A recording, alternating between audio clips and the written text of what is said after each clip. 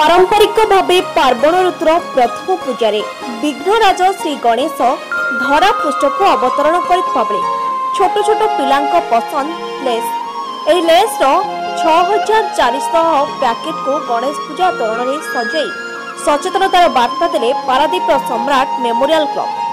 कुरकुरे और लेस धरी घरे मां को हाथ तियारी खाद्य खाइबा पई देले वार्ता।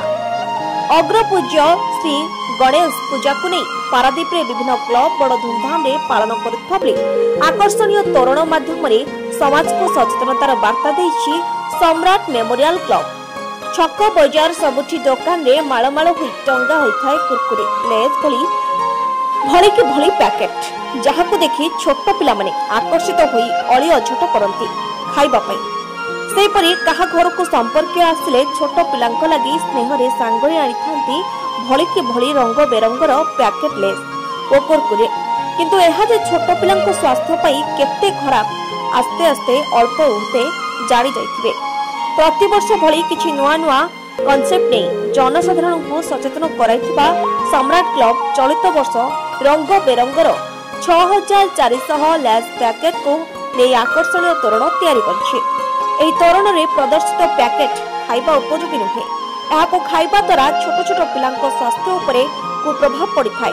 तेणु सब बापा माँ माने पिलाबानंको बुझाइबा सह एहाको खाइबा को बारण करिबा उचित जहाको नै सम्राट मेमोरियल क्लब रो तोरण माध्यम रे सचेतनतार वार्ता दैछंती।